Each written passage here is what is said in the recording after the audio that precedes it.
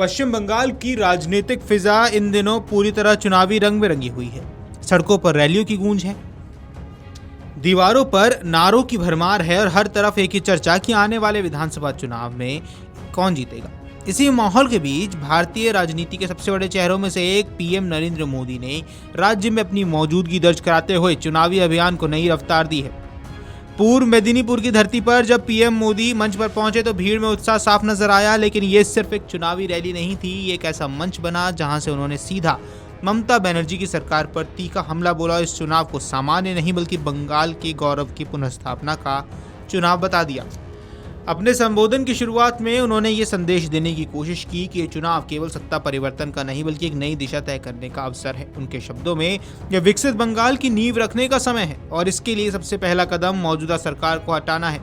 PM ने तृणमूल कांग्रेस यानी कि टीएमसी पर राज्य के विकास को बाधित करने का आरोप लगाया है। उन्होंने कहा जहां देश के अन्य राज्य तेजी से आगे बढ़ रहे हैं वहीं बंगाल विकास की दौड़ में पीछे छूट रहा है।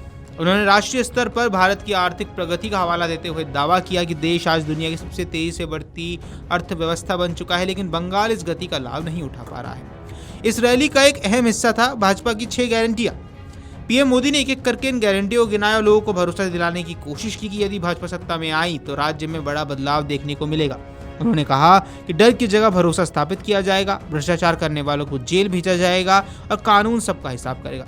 इसके साथ ही उन्होंने घुसपैठ के मुद्दे को भी उठाया और कहा इसे सख्ती से रोका जाएगा। सरकारी कर्मचारियों को 7वें वेतन आयोग का लाभ देने का भी वादा उन्होंने दोहराया है। लेकिन पीएम मोदी का भाषण केवल वादों तक सीमित नहीं रहा। उन्होंने राज्य के मत्स्य पालन और सी फूड सेक्टर से लेकर भी ममता सरकार पर निशाना साधा।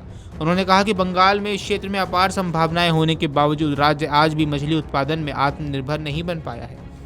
ये एक ऐसा मुद्दा है जो सीधे आम लोगों के जीवन से जुड़ा है और पीएम मोदी ने इसे उदाहरण बनाकर सरकार की नीतियों पर भी सवाल खड़े किए हैं। उन्होंने कहा कि 15 साल तक सत्ता में रहने के बावजूद टीएमसी सरकार राज्य को बुनियादी जरूरतों में आत्मनिर्भर नहीं बना पाई, जिसके विपरीत उन्होंने केंद्र सरकार के कामों का जिक्र करते हुए बताया कि पिछले 11 सालों में देश में मछली उत्पादन और समुद्री निर्यात दोगुना हुआ है।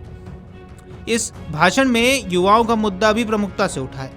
पीएम मोदी ने आरोप लगाया कि राज्य की सरकार ने युवाओं के साथ दोहरा विश्वासघात किया है। उन्होंने कहा निजी क्षेत्र में रोजगार के अवसर सीमित है और जहां अवसर है वहां भी बाहरी लोगों को प्राथमिकता दी जा रही है।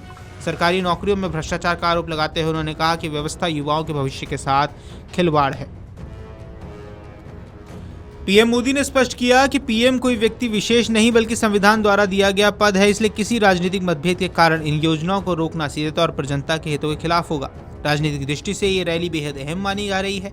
हल्दिया जहां ये रैली हुई नेता प्रतिपक्ष शुवेंदु अधिकारी का गढ़ माना जाता है। भाजपा ने यहां अपनी पकड़ मजबूत बनाए रखने के लिए ये रैली की है। वहीं आसनसोल और बीरभूम जैसे इलाकों में भी पार्टी अपनी स्थिति मजबूत करने की रणनीति पर लगातार काम कर रही है। वीडियो डेस्क अमरुजाला.com। अगर आप ये वीडियो YouTube पर देख रहे हैं तो हमारे चैनल को सब्सक्राइब कर बेल आइकन दबाएं और Facebook पर देख रहे हैं तो हमारे पेज को लाइक करें।